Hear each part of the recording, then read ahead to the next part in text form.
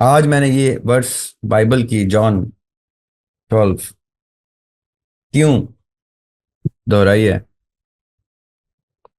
کہ آج 1450 سال کے بعد آقا علیہ الصلوۃ والسلام کے جانے کے بعد امام مالک is known to be a very rich man. برے وقت بھی آئے، برے ٹائم بھی آئے ان کے اوپر، جب گھر میں کھانے کو بھی نہیں ہوتا تھا، لیکن انہوں نے بہت پیسہ دیکھا ہے، بہت عروج دیکھا ہے. ایسے شاہانہ کپڑے پہنتے تھے کہ ٹوپی مصر سے آ رہی ہے، کپڑا کسی ملک سے آ رہا ہے، وہ اگر سلائی کڑھائی کسی خاص ملک کی اچھی ہے تو وہاں سے آ رہی ہے. وہ اپنے لباس پہ ایسے فینسی تھے، اور کمرے میں انٹر ہوتے تھے، کہتے تھے شیخ آ گیا ہے کمرے میں، اٹھ جاؤ. جو میں کر رہا ہوں، جس چیز کا ذخیرہ علم کا میں لے کے آ رہا ہوں، وہ تمہارے حاجی نمازی نہیں لے کے آ سکتے. یہ امام مالک کی گفتگو ہوتی تھی سخت لہجے میں. وہاں غنا و موسیقی کیوں نہ ہو رہی ہو، اگر آپ کو تمیز نہیں ہے بیٹھنے کی تو وہ بھی نہیں آپ کو بیٹھنے دیں گے. اگر کوئی پلیٹ فارم، آپ اس وقت پورے پاکستان کے لٹریچر کی تنزلی دیکھ سکتے ہیں. ابھی سوشل میڈیا پہ پاکستان کے لٹریچر کو اسٹڈی کر لیں کہ ابھی کون سے شعراء کس قسم کی گفتگو کر رہے. بائبل میں ایک ورس ہے، بائبل مجھے بڑی پسند ہے، میری ایک خاص محبت ہے ہولی بائبل سے. اور ایسی ایسی خوبصورت گفتگو ہے اس میں جو حضرت عیسیٰ علیہ السلام ہم تک پہنچا گئے. اس میں حضرت عیسیٰ علیہ السلام کہتے ہیں کہ I have so much to tell on to you, but your minds are not prepared. ان کا کرب دیکھیں، وہ کس تکلیف سے گزر رہے ہیں کہ کہہ رہے ہیں I have so much to tell on to you, but your minds are not prepared. This verse continues, John 16, verse 12 to 14, 15. This verse continues further, and حضرت عیسیٰ actually اس ورس میں علیہ السلام is talking about آقا علیہ الصلوۃ والسلام's forth coming. وہ کہتے ہیں کہ I have so much to tell on to you, but your minds are not prepared. In time he will come and he will guide you. اور this verse continues, اور 8 دفعہ ہی کہتے ہیں، وہ 8 دفعہ آقا علیہ الصلوۃ والسلام کو آئیڈینٹیفائی کرنے کے لیے ہی کا ورڈ صیغہ یوز کرتے ہیں. And so it happens. 571 سال کے بعد عیسیٰ علیہ السلام کے ڈپارچر کے 571 سال کے بعد آقا علیہ الصلوۃ والسلام تشریف فرما ہوتے ہیں، اور پھر ان کی تشریف آوری کے 40 سال کے بعد اللہ سبحانہ وتعالیٰ ہمارے اوپر، ہم جیسے لوگوں کے لیے آقا علیہ الصلوۃ والسلام کے اوپر اپنے کلام کا نزول کی ابتدا کرتے. اور عیسیٰ علیہ السلام کی 550 600 سال پرانی حدیث کو پریکٹس میں لانا شروع کرتے ہیں.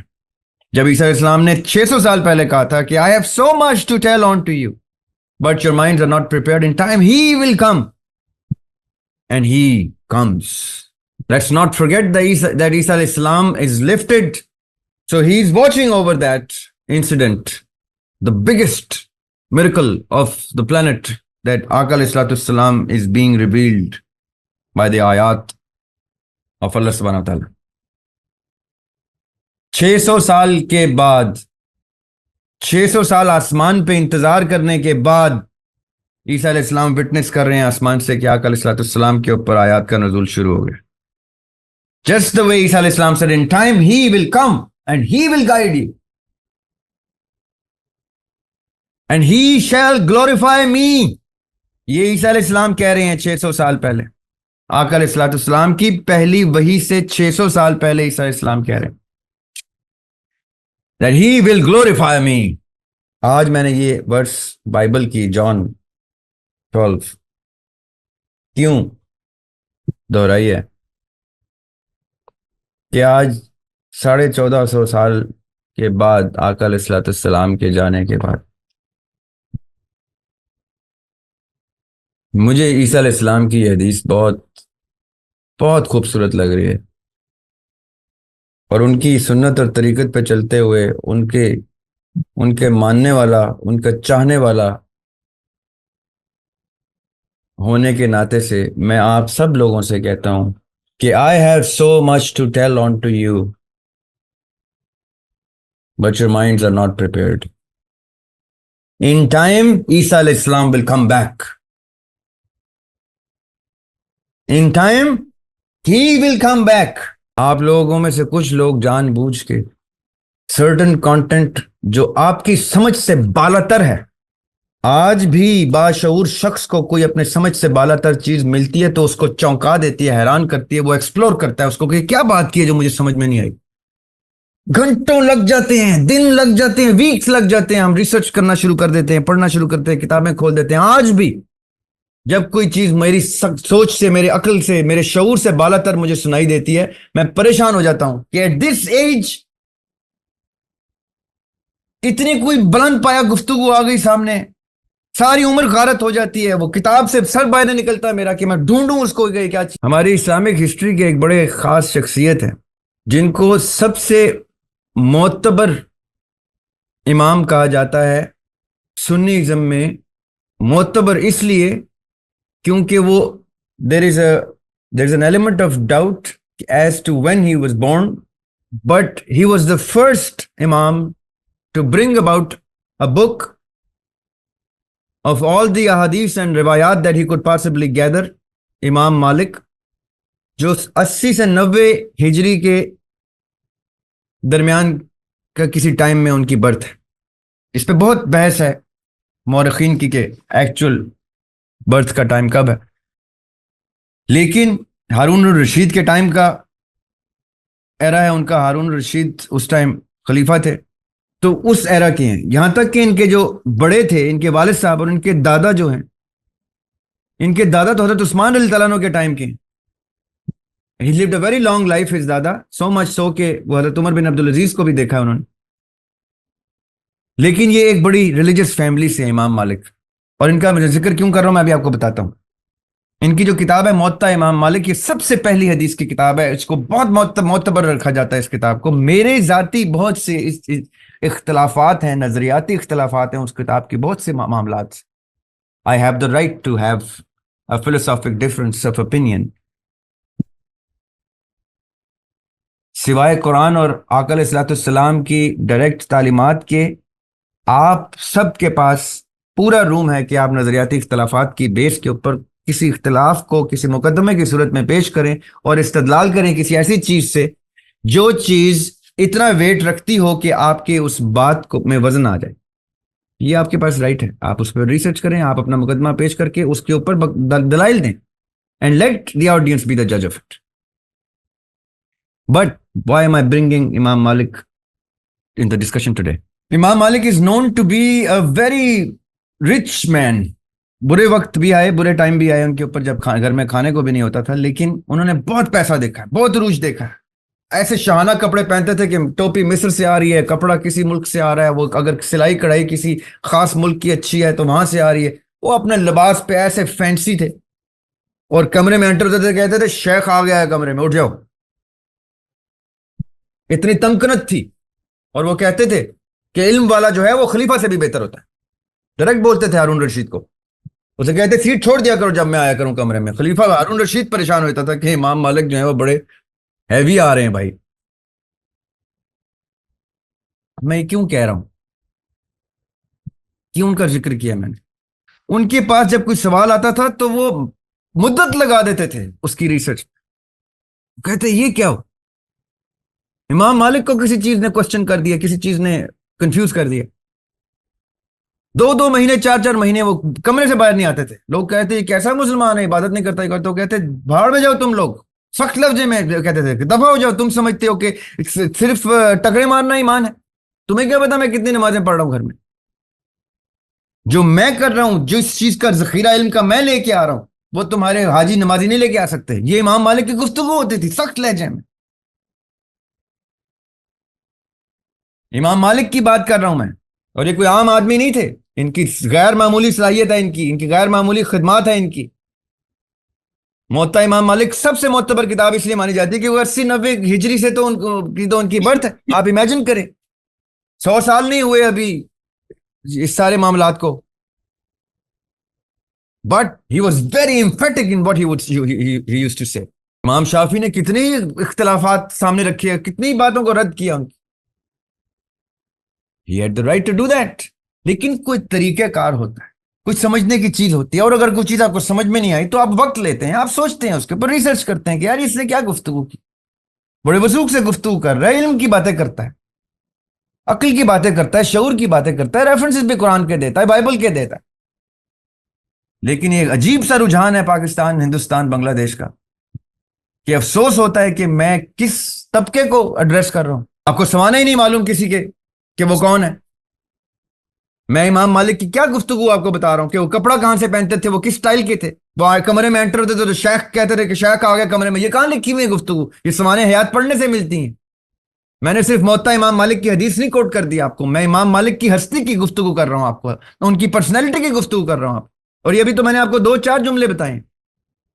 میں گھنٹوں امام مالک کی پرسنالٹی کے اوپر آپ کو گفتگو کر کے بتا سکتا ہوں کہ اگر میں اس شخص کی کتاب پڑھ رہا ہوں تو پہلے میں اس کو تو پڑھوں کہ وہ کون ہے، میں جانوں تو صحیح کہ میں کس کے بارے میں پڑھ رہا ہوں، میں کس کی گفتگو پڑھ رہا ہوں، اس کا سوچنے کا معیار کیا ہے، اس کا چلنے کا معیار کیا ہے، وہ اٹھتا بیٹھتا کن لوگوں کے ساتھ ہے۔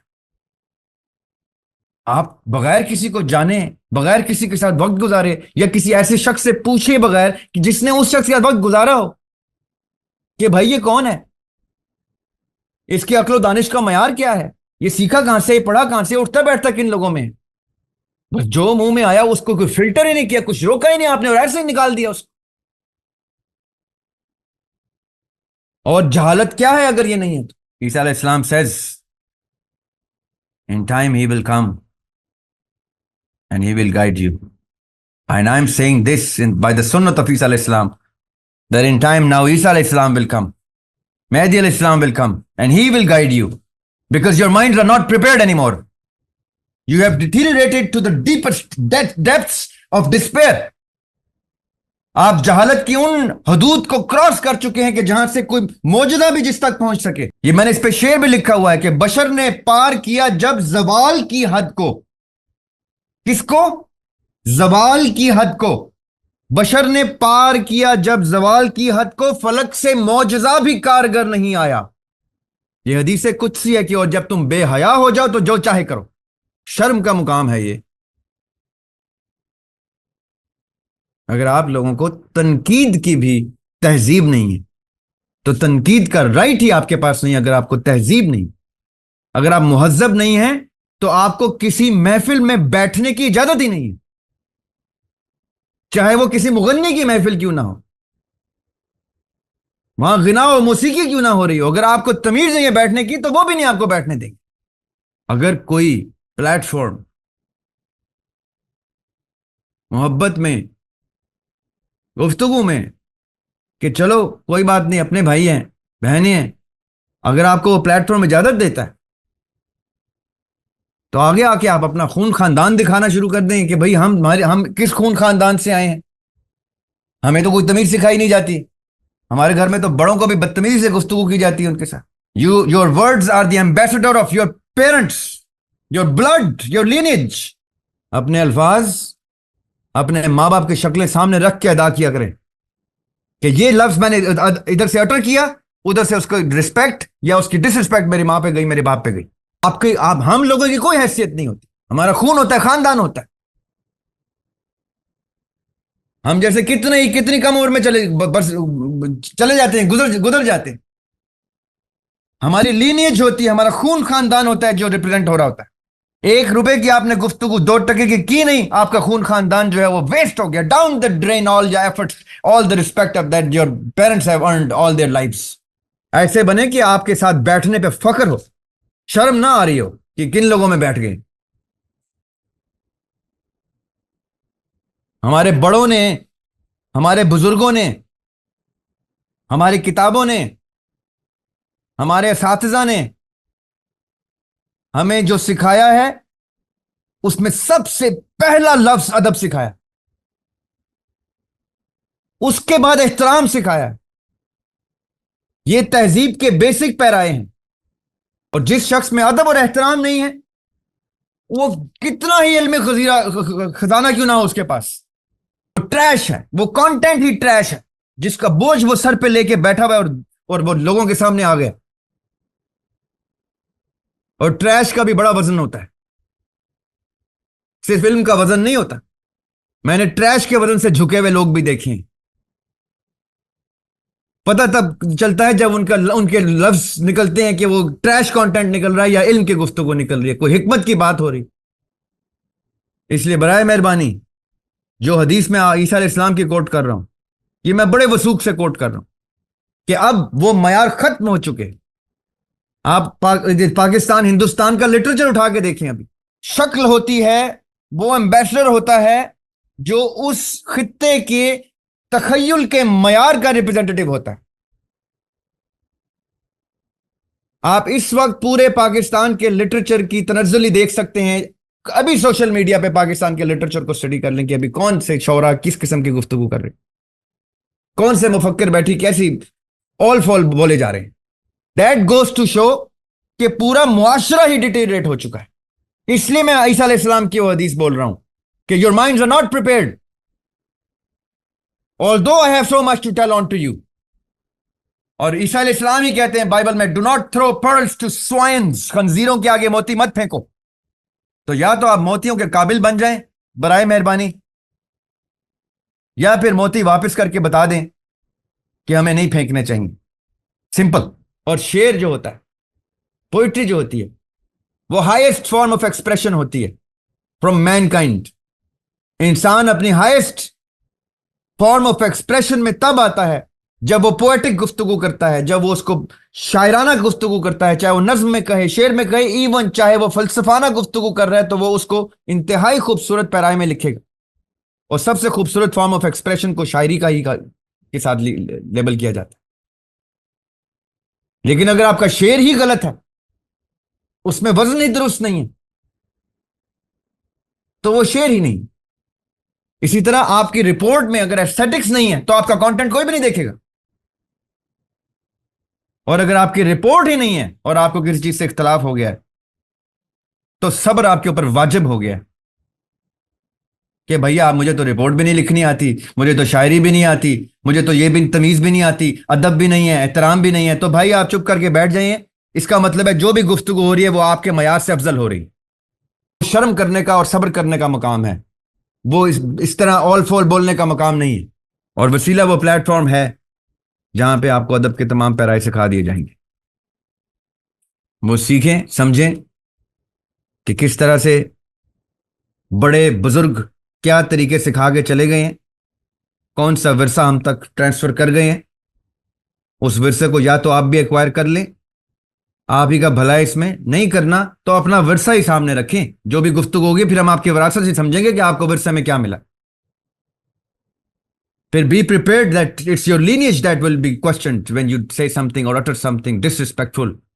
پھر یہ برا مت بنائیے گا جب آپ کے خاندان کے اوپر انگلی اٹھے گی، آپ کے خون کے اوپر انگلی اٹھے گی، آپ کی تربیت کے اوپر انگلی اٹھے گی، تب تیار رہیے گا اس چیز کو برداشت کرنے کے لیے۔